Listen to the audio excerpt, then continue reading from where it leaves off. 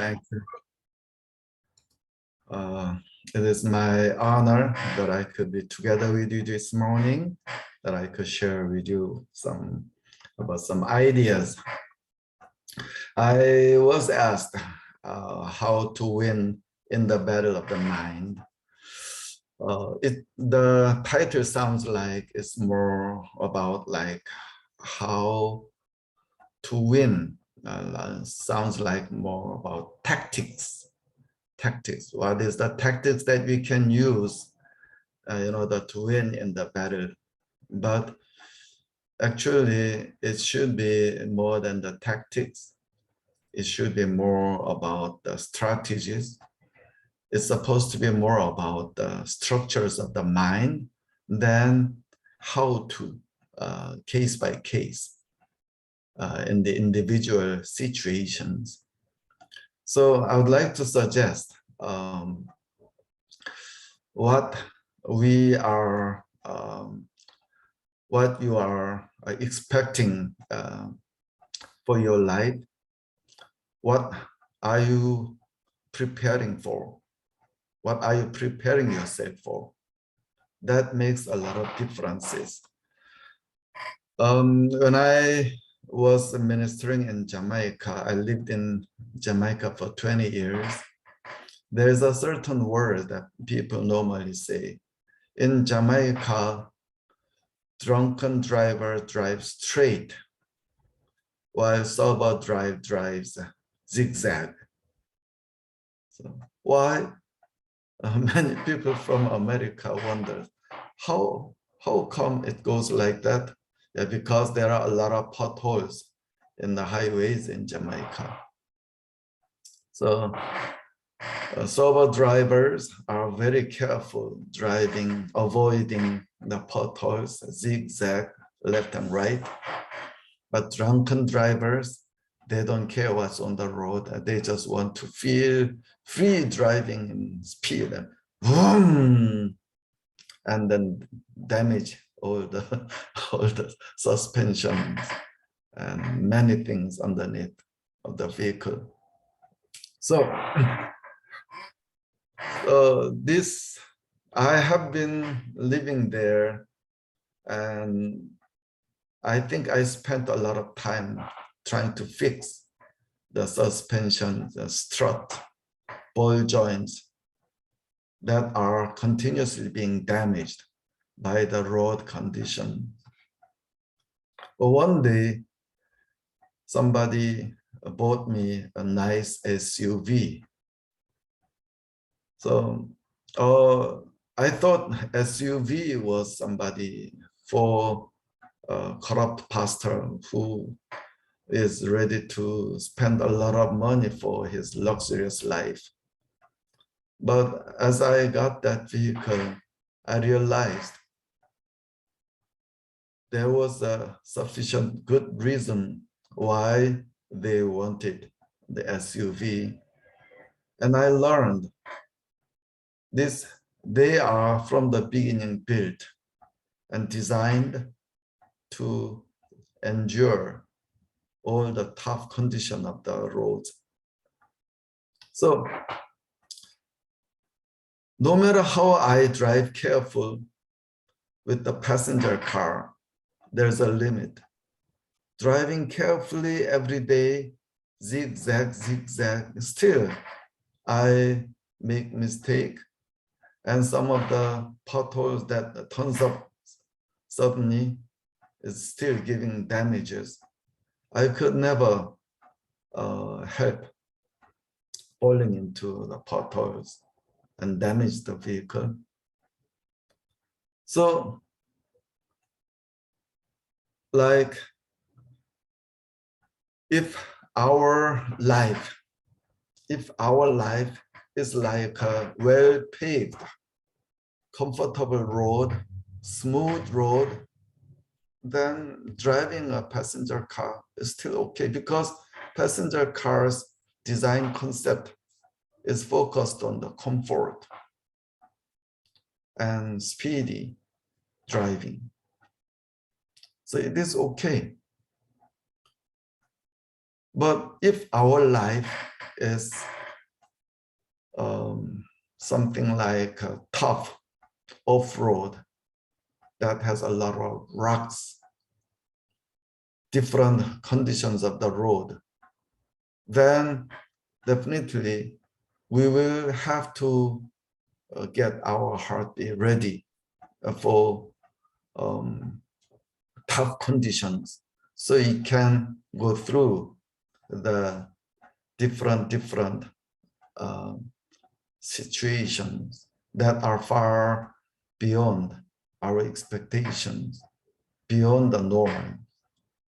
So basically, talking about winning in the battle of the world of the mind, in order to remain a winner than the loser, then I would like to suggest two things.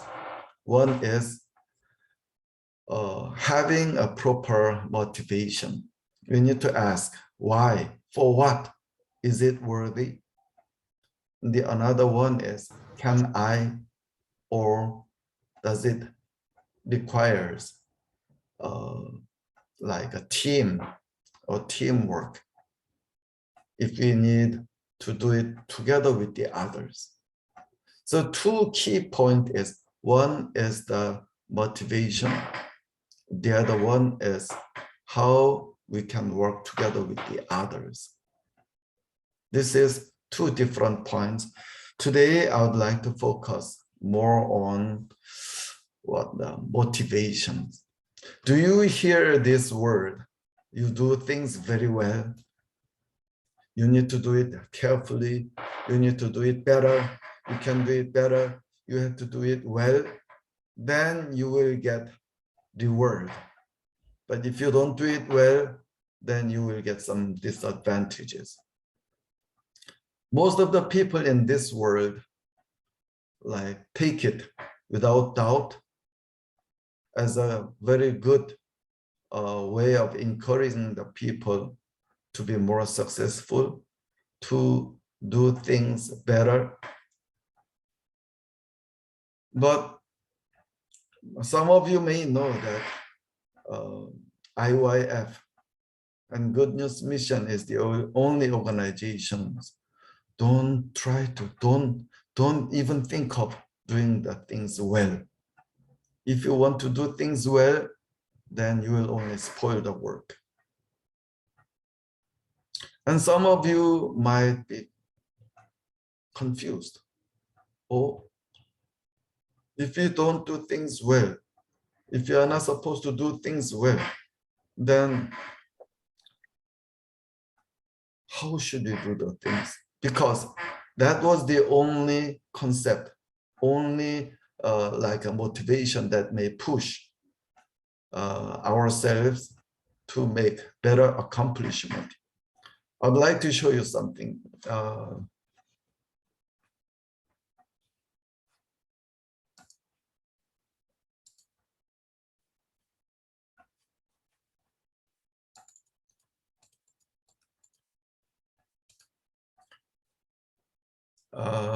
I don't know if you're familiar with this company, Toshiba. It was a couple of years ago, but their sales turnover a year was 567 billion. At the time, it was double than Apple. So one of the largest, biggest business conglomerate. And when most of the Japanese companies were going through extreme hardship, Toshiba seemed to have been very successful. But at the end of year 2016, Toshiba's stock price fell from 480 to 160, 1/3 of what it was within the time of just 3-month period of time. What happened to this Toshiba? When a company's stock prices fall into just 1/3 of it, it is a really critical and fatal thing.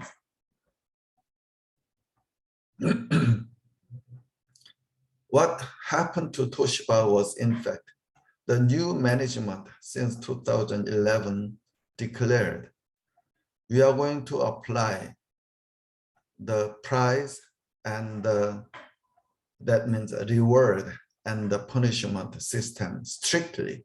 Any manager, any vice president or any management who did a business successfully will get their reward.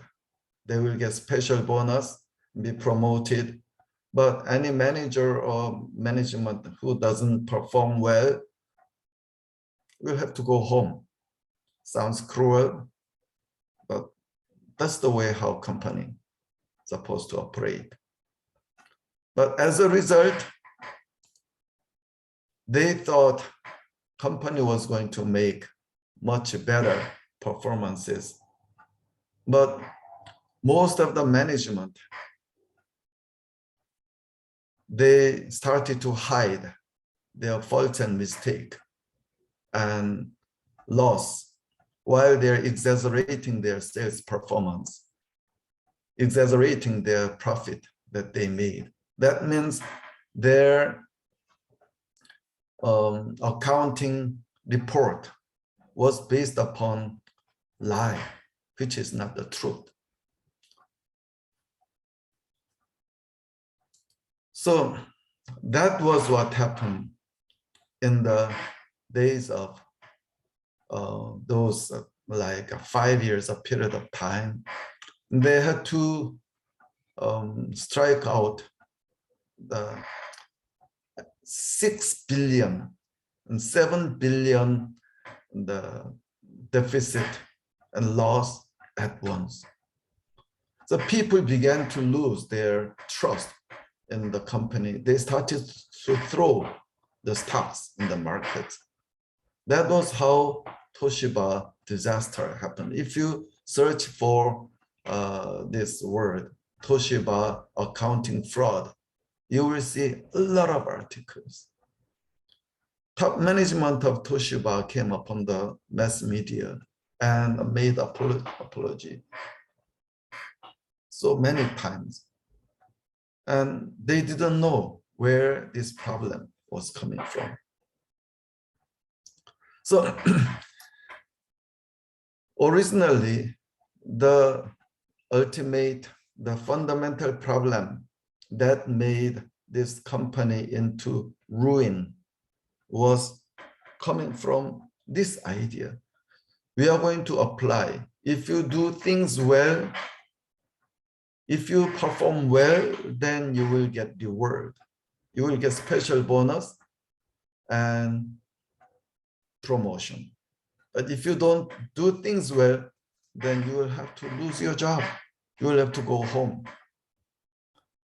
That extremely simple and general understandings, ideas that spread all over the world. Most of the people on the earth believes that scheme, but it worked the other way. And many people were surprised that, oh, how it does not work? How come does it make the things worse? Yes. I will show you a video. I don't know if I can play this.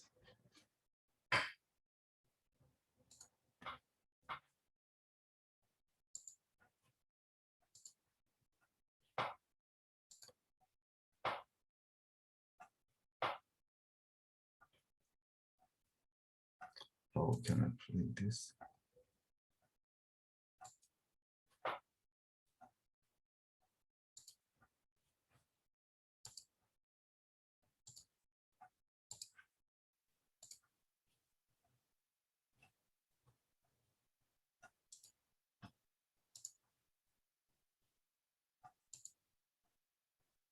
Our motivations are unbelievably interesting. I mean, I've been working on this for a few years, and I just find the topic still so amazingly engaging and interesting. So I want to tell you about that. The science is really surprising. The science is a little bit freaky, okay? We are not as endlessly manipulable and as predictable as you would think. There's a whole set of unbelievably interesting studies. I want to give you two that call into question this idea that if you reward something, you get more of the behavior you want. If you punish something, you get less of it. So let's go from London to the mean streets of Cambridge, Massachusetts, in the northeastern part of the United States. And let's talk about a study done at MIT, Massachusetts Institute of Technology. Here's what they did. They took a whole group of students, and they gave them a set of challenges. Things like memorizing strings of digits, solving word puzzles, other kinds of spatial puzzles, even physical tasks like throwing a ball through a hoop. Okay, they gave them these challenges, and they said to incentivize their performance, they gave them 3 levels of rewards. Okay? So if you did pretty well, you got a small monetary reward. If you did medium well, you got a medium monetary reward. And if you did really well, if you were one of the top performers, you got a large cash prize. Okay? We've seen this movie before. This is essentially a typical motivation scheme within organizations, right? We reward the very top performers, we ignore the low performers, and the other folks kind of in the middle. Okay, you get a little bit. So what happens? They do the test, they have these incentives. Here's what they found out. 1, as long as the task involved only mechanical skill, bonuses worked as they would be expected. The higher the pay, the better their performance. Okay, makes sense. But here's what happens. But once the task called for even rudimentary cognitive skill, a larger reward led to poorer performance. Now, this is strange, right? A larger reward led to poorer performance? How can that possibly be? Now, what's interesting about this is that these folks here who did this are all economists, 2 at MIT, 1 at the University of Chicago, 1 at Carnegie Mellon, okay, the top tier of the economics profession.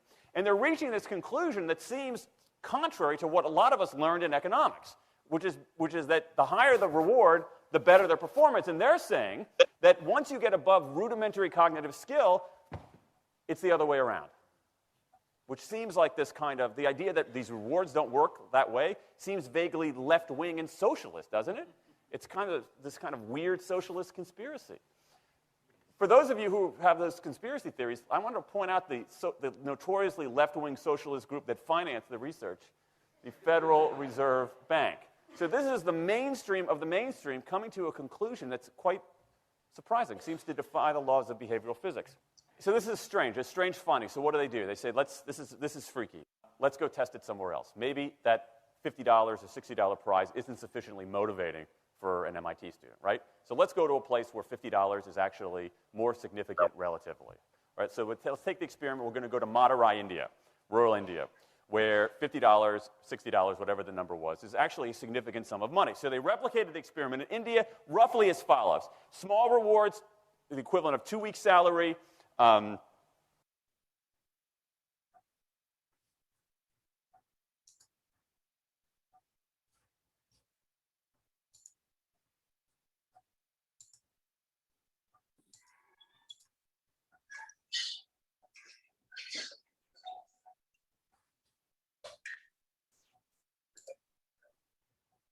Our motivations are unbelievably interesting.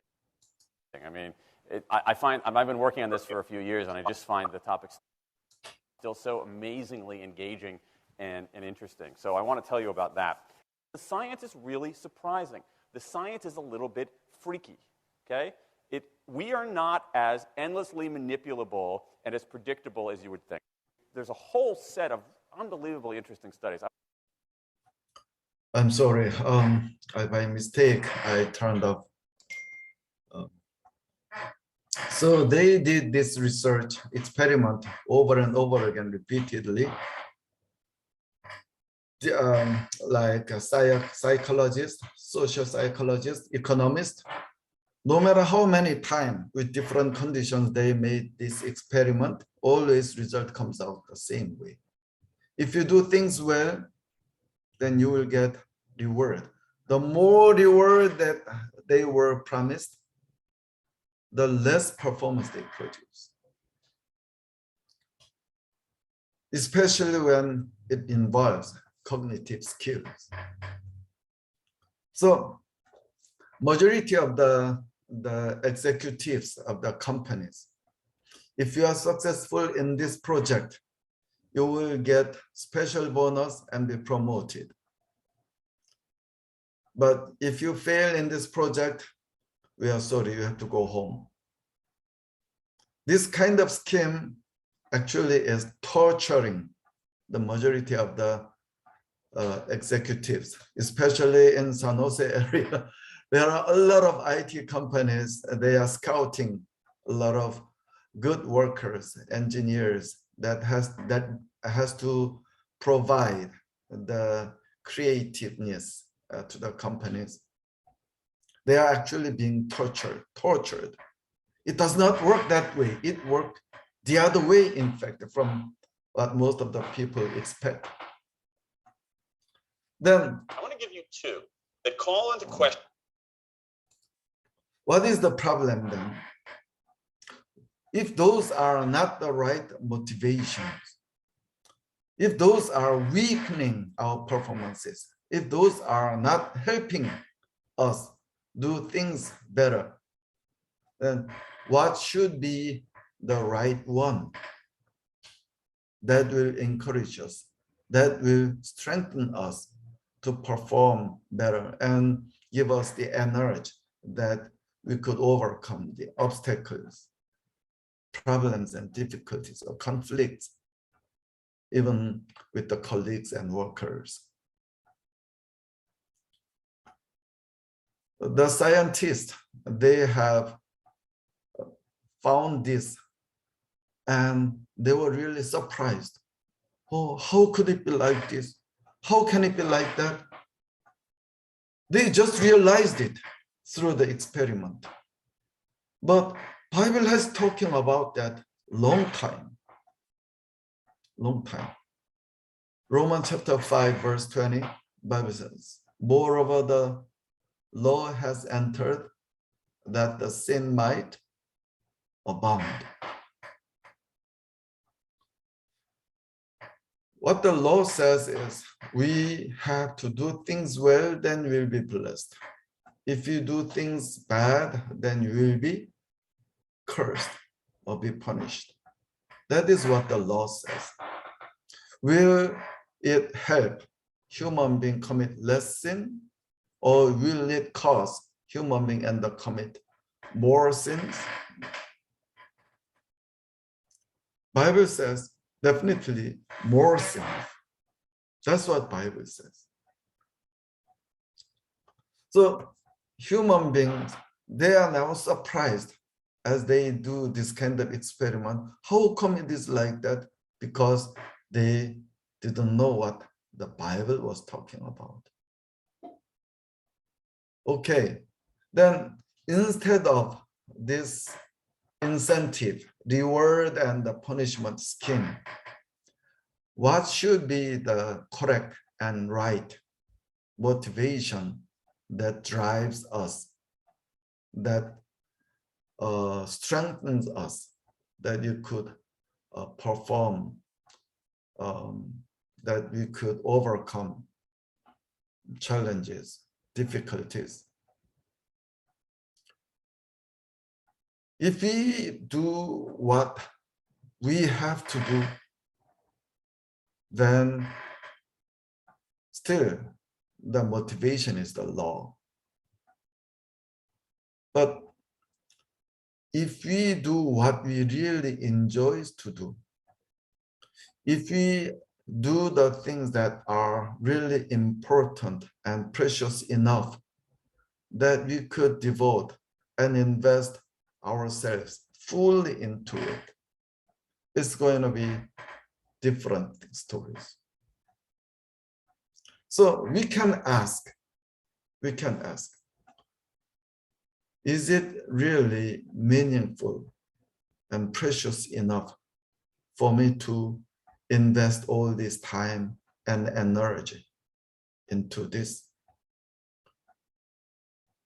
For example, this is also another way that we can really be happy, because doing just whatever we want does not make us be happy.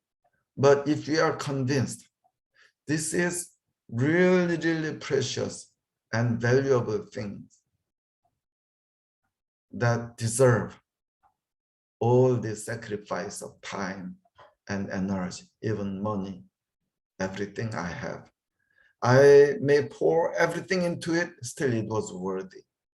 If you are convinced like that, then you will enjoy pouring all your heart into it. And you don't necessarily have to be recognized by the other people. You don't necessarily have to be respected by the other people, but your heart will be satisfied. If you have if you get $1,000 unexpected, what are you going to do with that? Possibly you will get something that you wanted. Possibly you will spend this and that here and there. You will be happy a little bit. But if you get $1 million unexpectedly, then what are you going to do with that $1 million? You don't want to just spend it for buying this and buying that and just use this for this and that, this and that. After 6 months, spend it all and become broke again. You don't want it to be like that. You'd want to save it and keep it until when you find really, really important thing, precious thing that you'll have to spend it or invest it for far more valuable than $1 million. So if you are able to spend it for $1 million thing that is worthy for $1 million, then you will be happy with it, but not much. But if you spend $1 million and invest it for something that is worthy of $2 million, then you will be very happy. But if you invest $1 million for something that is worthy $10 million for you, then you will be really, really happy with that. So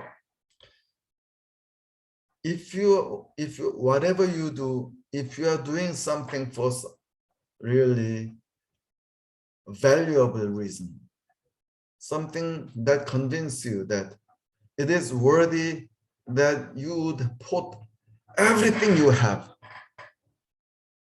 then that's where you will obtain a lot of strength. You have very good reason that you could spend all your energy, sometimes staying awake through the night, going far beyond your limit. Still, no matter how great obstacles, problem you may face, but you will not be able to give up because it is so precious, so valuable for you to give up on it. So that part is very much important. So what are you going to do with your life? What are you going to invest whole your life for? I met a businessman in South Korea. He was a founder of Hyundai Corporation, Hyundai Group, one of the biggest business group in South Korea.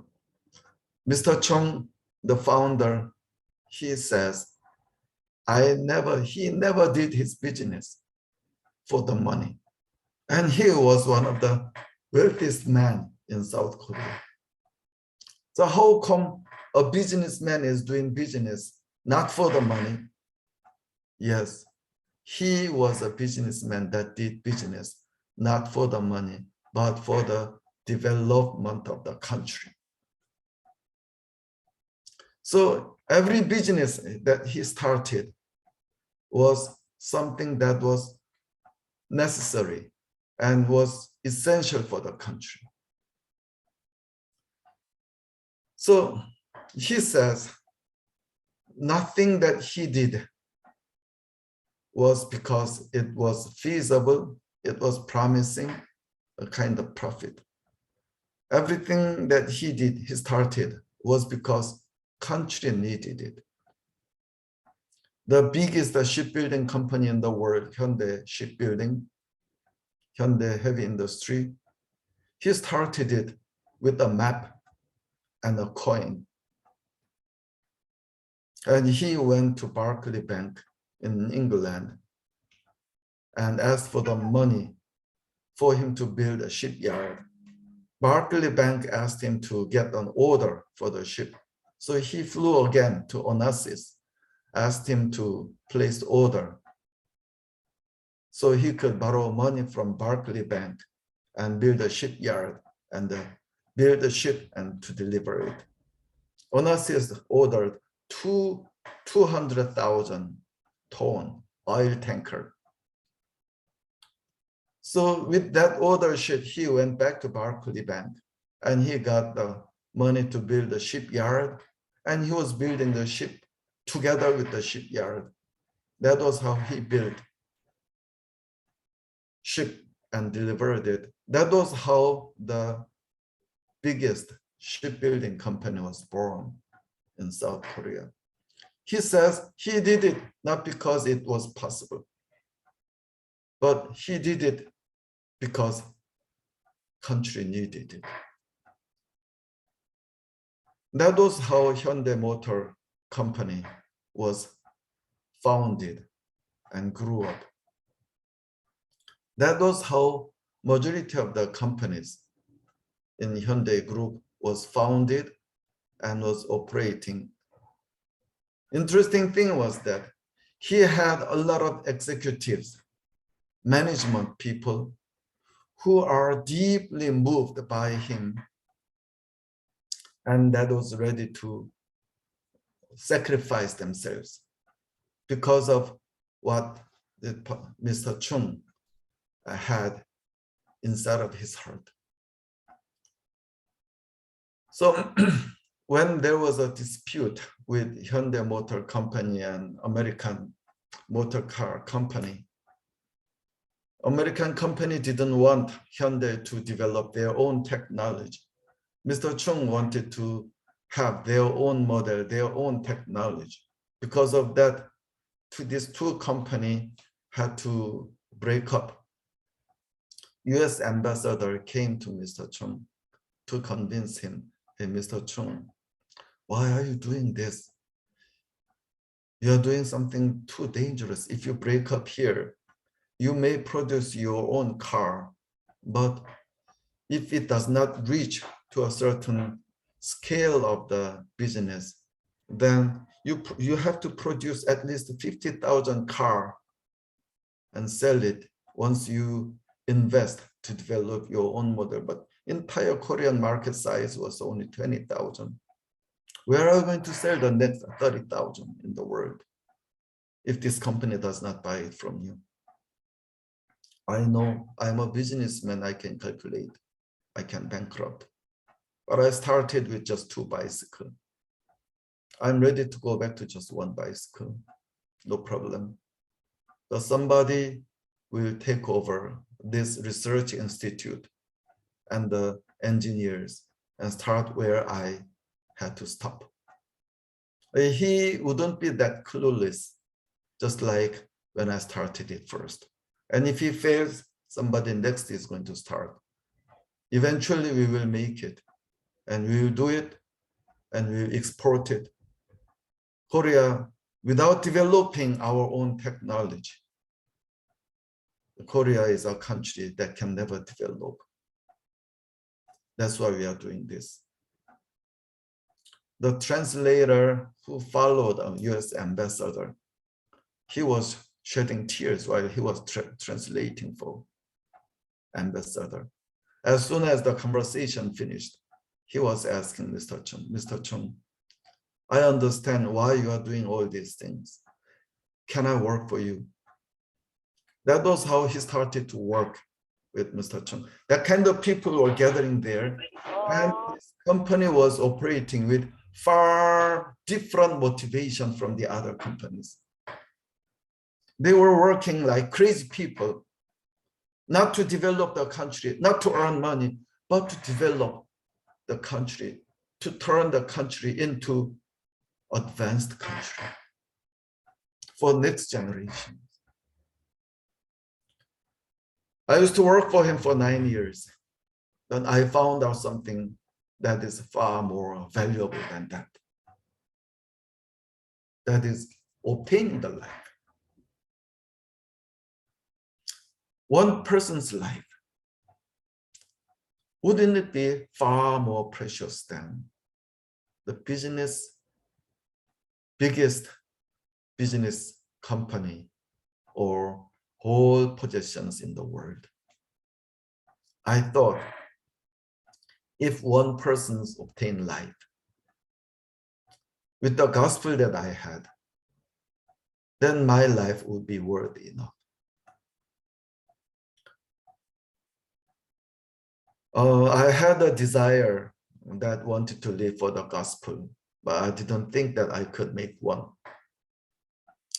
But the reason that this gospel made sense was it does not ask me to become a successful or famous missionary or pastor. Just one person receives salvation through me, then my life would be worthy enough. It gave me such a great hope and strength and peace. And I was sent to Jamaica, living there for 20 years, witnessing gospel. Sometimes it seemed to have been difficult. Sometimes we had to face oppositions, obstacles, lack of resources. But the reason I didn't have to think of giving up on it was because it was worthy enough, and it was so satisfying. It was giving me such a great joy and happiness. At least I could see my children loves it. And I didn't have to be, I didn't have to be regret. I'm sure I would never regret living for the gospel. So why are we doing this? What is the motivation that we are doing all these things? That makes great differences. Ladies are very weak. Women are weak. But mothers are very strong. Since they conceive a life and deliver and give a birth to a baby, taking care of their children. Every mothers are really great. Some of them are very good mothers. Some of them are not that successful mothers. But just difference is they don't know how to love their children. But every mother loves their children. So mother and a lady is a lot different because of what they are living for. A life. One day, a pastor was having fellowship with one of my friends that I witnessed gospel to and came together to the pastor. And pastor having fellowship with him and found out he accepted the gospel. Pastor asked that friend, there is a coal miner and there is a gold miner. Both of them go under the ground deep, jeopardizing their life, and dig up the ground to take something precious necessary for the human race. Who do you think is doing more precious work? Gold miner or coal miner? And I didn't know what to answer. That moment, pastor was telling him, there is a life miner. That word struck my heart. Life. That's great. That was what I want to do.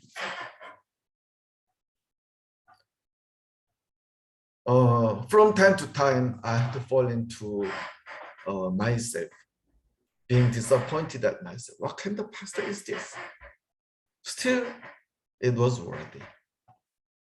Yeah, a man like me could live for this precious thing. It was worthy. Sometimes I was proud of myself. But when I look at this gospel and the life of many other people, yeah, that was really nothing. I don't have any reason to be proud of myself. What made us really made me, according to my best of understanding. So far, the most precious thing that I could invest whole life for was the gospel. And I know I would never regret for that. That's why it convinces me that I could spend everything that I have or invest everything that I have into it. I still would be happy, satisfied. Sorry, I couldn't have enough time to talk about what other matter. Is it myself or together? So it's the next half of the session. I wish I could have another chance that we could share with you. Thank you. That was my message today. If there's anybody who wants to ask questions, I would like to talk about it as much as I could.